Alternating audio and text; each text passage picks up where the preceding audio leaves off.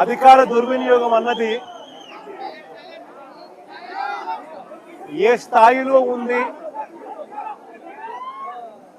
అన్నది చెప్పడానికి విరూపాక్షన్న ఉదాహరణే ఒక ప్రస్ఫుటమైన ఎగ్జాంపుల్ గా హిస్టరీలో ఎప్పటికీ నిలబడిపోతుంది. రెడ్ బుక్ రాజ్యాంగంతో వెన్నుపోటు పార్టీ పాలనలో ఆ వెన్నుపోటు పార్టీ నాయకుడు రచించిన కుట్ర రాజకీయాలు ఈరోజు మనం చూస్తా ఉన్నాం. విరూపాక్షన్న అరెస్టు, అన్యాయంగా ఆయనను జైలుకు పంపడం, ఈ రెండు కూడా రెడ్ బుక్ రాజ్యాంగం రాష్ట్రంలో ఎలా అమలు అవుతా ఉంది అని చెప్పి అర్థం పడతాయి. ఈ వెన్నుపోటు పార్టీ పాలనలో ఈరోజు రాష్ట్రంలో పరిస్థితి ఏమిటి అని అంటే బాధితులే ఇవాళ నిందితులు అవుతా ఉన్నారు. రాష్ట్రంలో ఇవాళ పరిస్థితి ఏమిటి అని అంటే దాడికి గురైన వారిపైనే కేసులు పెడతా ఉన్నారు. ఈరోజు రాష్ట్రంలో పరిస్థితులు ఏమిటి అని అంటే బాధితులకు ఎవరైనా అండగా నిలబడితే వారిని అరెస్ట్ చేస్తా ఉన్నారు. ఈరోజు రాష్ట్రంలో పరిస్థితులు ఏమిటి అని అంటే ఎవరైనా గట్టిగా ప్రశ్నిస్తే కేసులు, ఎవరైనా గట్టిగా నిలదీస్తే ఏకంగా నిలదీసిన వ్యక్తి ఇంట్లోకి జొరబడి తాను ఎమ్మెల్యే అయినా కూడా అర్ధరాత్రి పూట వందల మంది పోలీసులను తీసుకొని వచ్చి ఇంట్లోకి జొరబడి ఇల్లును ధ్వంసం చేసి మరీ అరెస్ట్ చేసి జైల్లో పెడతా ఉన్న పరిస్థితి ఈరోజు చూస్తా ఉన్నాం. నేను అడుగుతా ఉన్నా, ప్రజాస్వామ్యవాదులందరూ కూడా ఆలోచన చేయాలి. ఎలాంటి ప్రజాస్వామ్యంలో మనం బ్రతుకుతా ఉన్నాము? గాంధీ పుట్టిన దేశంలో ఇవాళ ప్రజాస్వామ్యం కూని అయిపోయి పరిస్థితిలో ఈరోజు రాష్ట్రంలో పరిస్థితులు నెలకొని ఉన్నాయి. ప్రజల చేత ఎన్నుకోబడిన ఎమ్మెల్యే, మళ్ళీ రిపీట్ చేస్తా ఉన్నా, ప్రజలు ఓటేస్తే ప్రజల చేత ఎన్నుకోబడిన ఎమ్మెల్యే పరిస్థితి ఏమిటి అని అంటే ఆయన ఇంటిపై వందల మంది పోలీసులతో రాత్రి 2:45 అంటే అర్ధరాత్రి దాటిన తర్వాత చంద్రబాబు నాయుడు గారి డైరెక్షన్ తో ఆయన ఇంట్లోకి వచ్చి, ఎమ్మెల్యే గారి ఇంట్లోకి వచ్చి ఆయన నిద్రపోతా ఉన్న సమయంలో డోర్లు పగలగొట్టి సీసీ కెమెరాలన్నీ కూడా ఎవరైనా దొంగతనానికి వస్తే సీసీ కెమెరాలు ఇంట్లో ఉంటే ఆ సీసీ కెమెరాలను ధ్వంసం చేస్తారు, తీసుకొని పోతారు.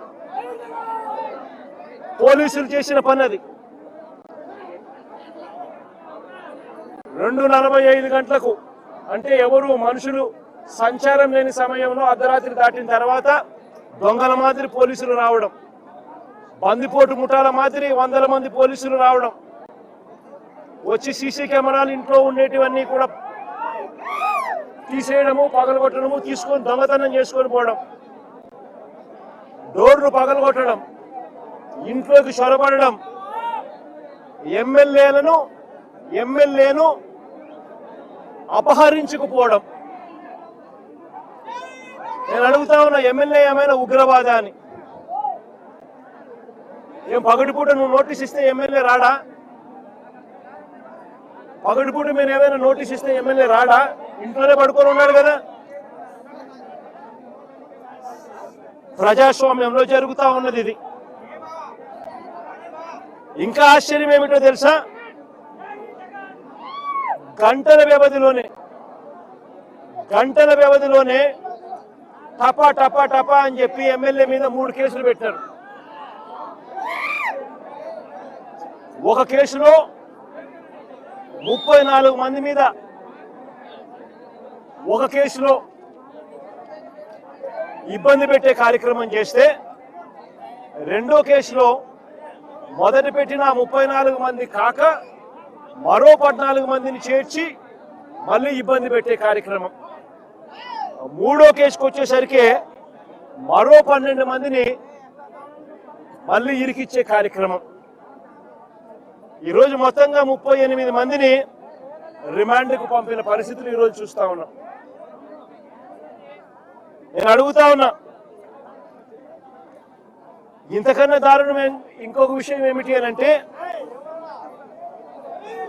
ఇంతకన్నా దారుణమైన విషయం ఇంకొకటి ఏమిటి అనంటే, ఎమ్మెల్యేతో కూడా సరిపెట్టుకోవడంలా ఎమ్మెల్యే కొడుకును, ఎమ్మెల్యే తమ్ముడి కొడుకును మొత్తం అందరినీ జైల్లో పెట్టారు. అంతేకాదు మరో తమ్ముడి కొడుకును ఇరికించే కార్యక్రమం చేశారు.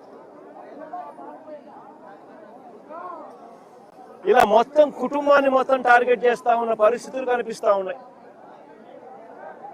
నేను ఒకసారి కొన్ని వివరాలను చెప్తాను, క్లుప్తంగా వివరాలన్నీ. 6 నేరాలు ఎలా చేశారో చెప్తాను. 6 ఇన్స్టెన్సెస్ ఇదే కేసులో నేను సైట్ చేస్తాను. న్యాయం ధర్మం బతుకున్నాయా లేదా అన్నది ప్రజాస్వామ్యంలో ఉన్న ప్రతి ఒక్కరూ కూడా ఆలోచన చేయమని కోరుతా ఉన్నా. ఆగస్టు 1వ తారీఖున చిప్పగిరి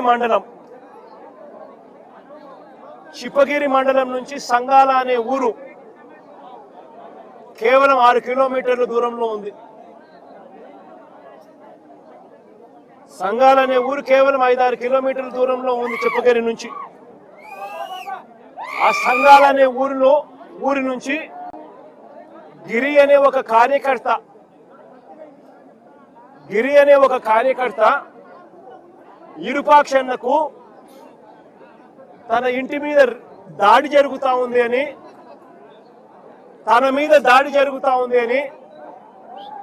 దాడి జరుగుతా ఉన్న తన ఇంటి ఫోటోను, ఇంటి వీడియోను సైతం ఎమ్మెల్యేకు తాను పంపించి 7:45 ఎమ్మెల్యేకి ఫోన్ చేశాడు.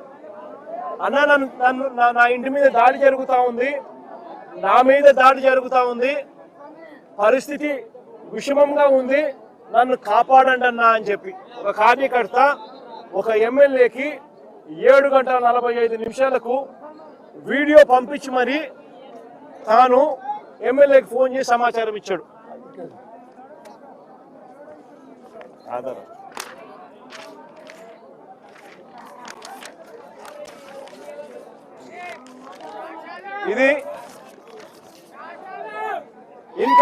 ఇది గిరి అనే కార్యకర్త ఎమ్మెల్యేకు 7:45 ఫోన్ చేసిన కాల్ లాగ్.